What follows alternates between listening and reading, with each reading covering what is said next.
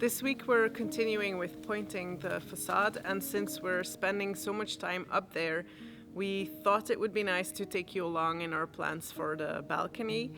We'll also be doing some reorganization inside the house. Now that the roof in the old farmhouse is dry, we can finally use those spaces. My mom, as you know, has been moving in gradually with us over the past year, and so the new farmhouse where we're living is becoming increasingly full, and there's lots of unpacked boxes still. So we thought it would be nicer for all of us if we have some more organized storage space up there. None of us are minimalists. We like our family heirlooms and we like our books. So whenever we move, they tend to travel along with us.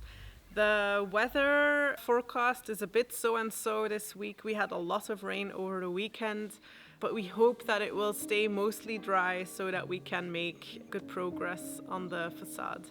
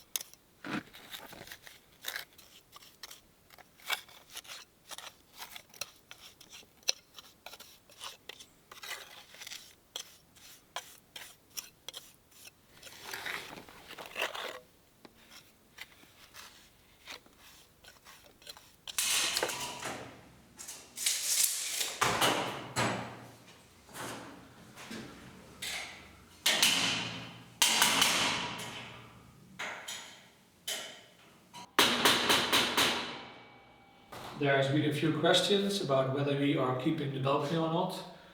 But now I'm here, let me show you why it's not really a good idea to get rid of it.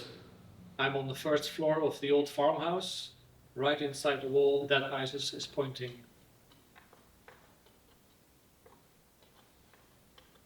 As you can see, at the moment there is no corridor here, so to get from one room to the next, you'd have to walk through all the other rooms first.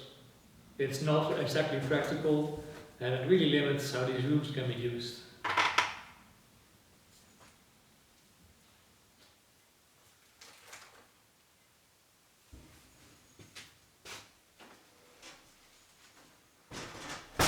These used to be bedrooms in the past, and there was also a wooden corridor here, which was removed at some point.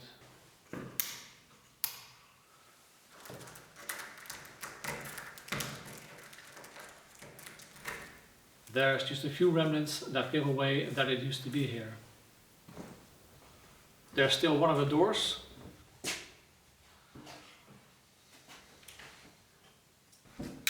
In the next room there's this beam, and you can see marks on the floor where there used to be another beam, and you can see the same marks in the other rooms. And these two beams then were connected by vertical paneling, creating this wall as a separation between the rooms and the corridor.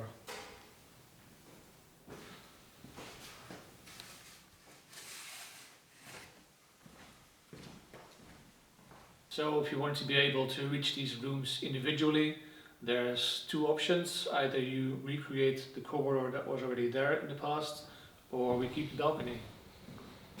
And tonight, when we are sitting down for dinner, I can show you on the floor plan why we are going with the second option.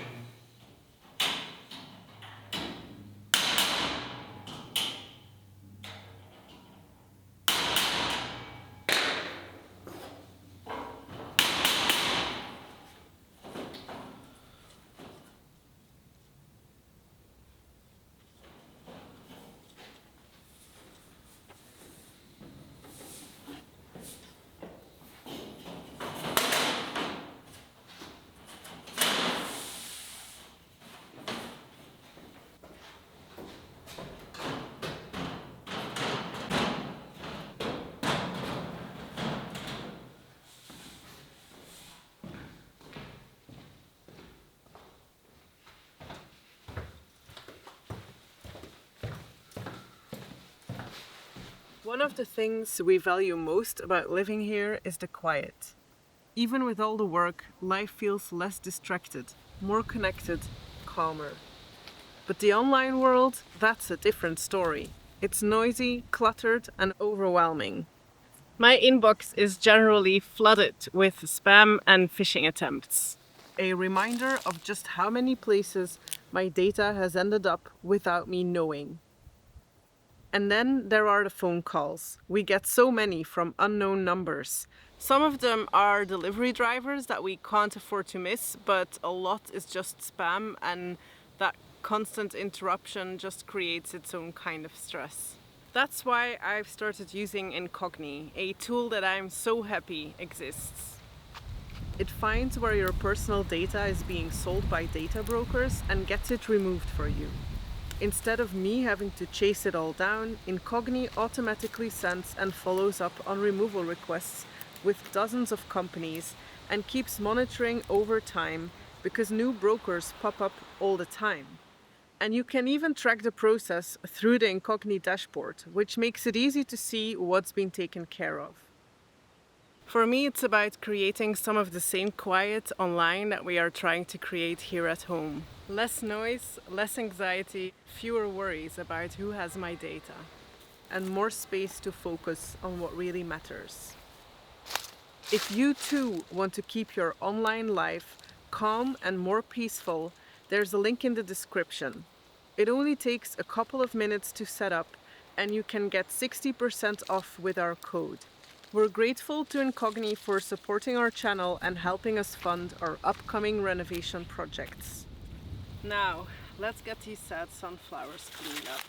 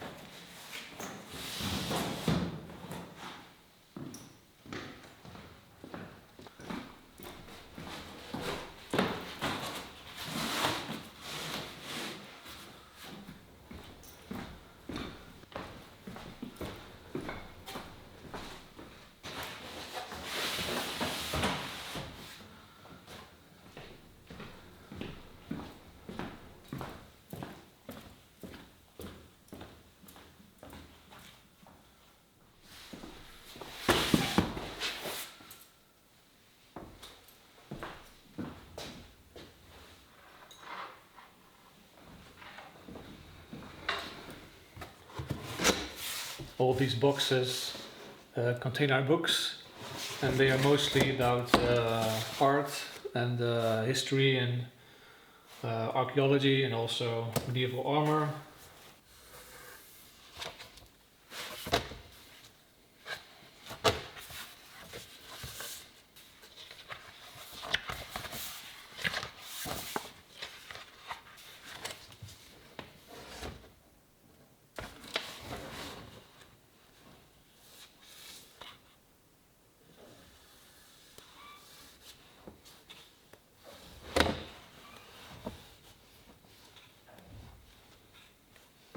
So yeah,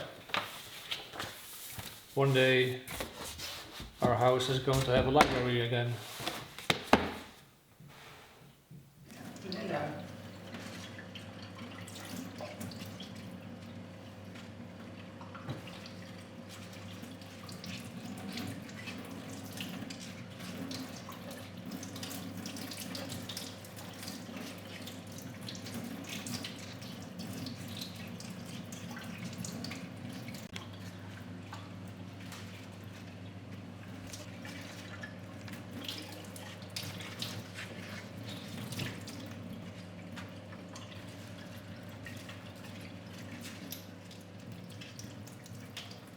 Here we have a model of the house on Facade. I told you guys I was going to explain why we are keeping the balcony as a means to enter the bedrooms in the old farmhouse upstairs. And if you take away the roof, or at least make it invisible, you can see here the corridor that I meant. So you enter from the staircase into what is now the first room upstairs, and there used to be a wall here, creating this corridor along the first 3 bedrooms, each with their own door into the rooms. The last room didn't have a corridor because the last door into the last room is slightly offset to the left. And at first it might seem like an obvious choice to recreate this corridor again to access these rooms, but there are a few reasons why it doesn't really work here. For one, of course, if you put these walls in again, it would make the bedrooms themselves much smaller, and you would also lose the light from the big balcony doors shining into the rooms, so it would make the rooms darker, and you would also lose some of the views, which makes these rooms extra special. And there's also a more practical side, because Italian building code states that you need to have a certain amount of window square meters compared to the square meters of floor per habitable room. Yeah, I think it's about 1 square meter of window per 8 or 10 square meters of floor. And so we would in effect take away the balcony doors from that room. You would only have a back window to lit the whole bedroom. That would probably not be enough, so we would have to make an extra window on the back wall for extra light. This would be more expensive, of course, and also require permits again because we would change the whole floor plan. So not really ideal. We want to be able to keep these rooms as guest rooms in the future, but they need to be individually accessible. But you don't need an indoor corridor for that. And the balcony provides everything you need in terms of access, while keeping the rooms spacious and comfortable.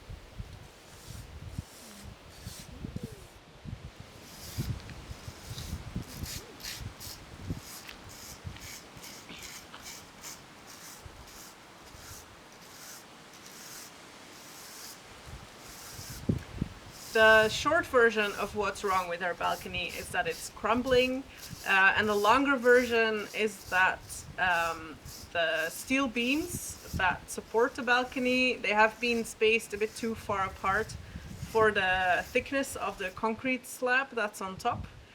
So the slab is starting to bend through and to crack in a few places. In the worst spots, we have put up supports and scaffolding boards over the top so that we can safely walk there for now. The steel beams are still in good condition, and also the iron fence is still in good condition. It looks rusty from here, but actually 95% of the rust color is just the color of the paint they used before. So our plan is to keep the steel beams and the iron fence and just replace the crumbling concrete. And we're thinking of using wood instead of cement. There's a few houses in the area where they have done that. And we really like that look, so that's probably what we're going to go for as well. So we're going to have a look around today at farms and towns in the area to have a look at other balconies and get inspired for how we are going to finish our own.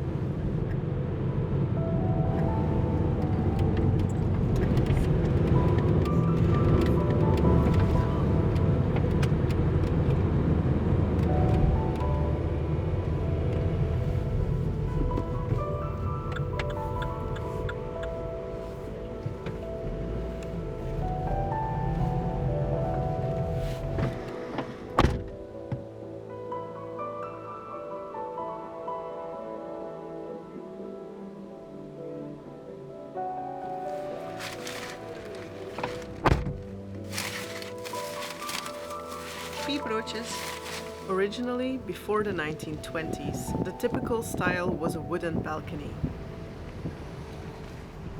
Very few of those remain today, but every now and then you still come across a house that has not had any major renovations and still has the original balcony. They give a glimpse of what our farmhouse might have looked like once.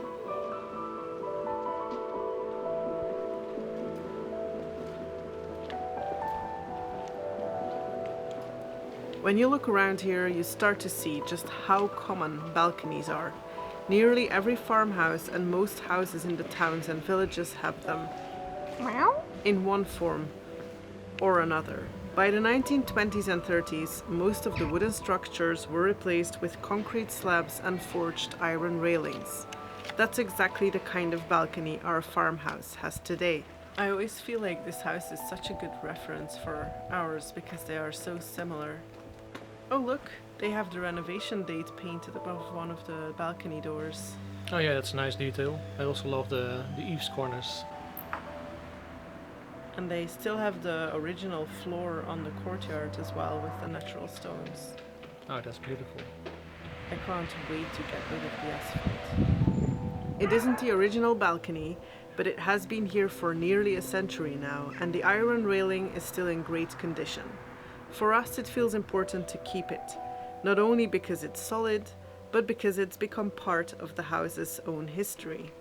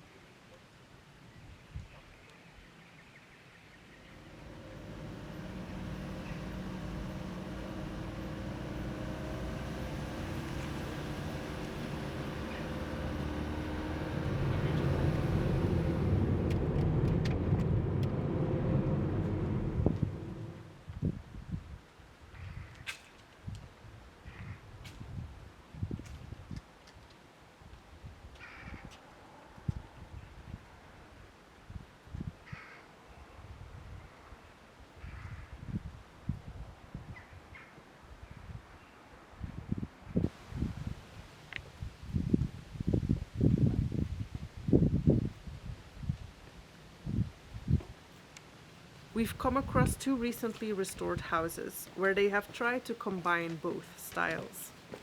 One house still had its original wooden beams and they added new boards and a steel fence, almost identical to ours, but newly made. Another house has steel beams like ours, but with new boards and a more sleek, modern iron railing. These are pretty close to the direction we're thinking of for our own balcony. We still have to decide on the construction. Our beams are set too far apart to simply lay new boards across them, so we'll either need to add extra beams into the wall or make a system of cross joints between the existing beams to bridge the gaps. Whatever solution we end up choosing, what feels clear to us is that the balcony should stay. It belongs to the house. Around here, balconies are such an integral part of the architecture that it would feel strange not to have one.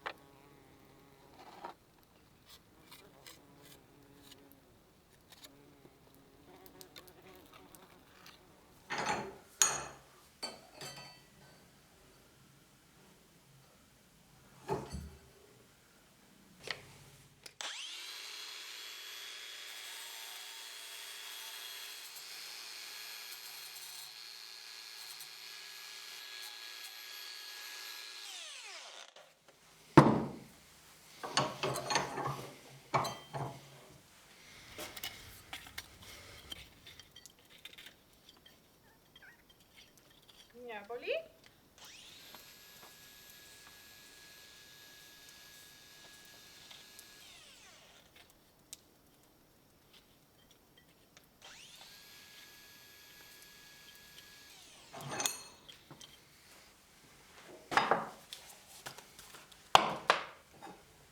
Next week we're having two guests over. Isis' dad and a friend of mine, and they're going to help point the walls. So we got some more pointing trowels, but they come with a square end, which is perfectly fine for pointing bricks, which are very regular. But with our irregular stones, you would want to have a rounded edge at the end. So I'm adjusting these so we have some proper tools to work with next week.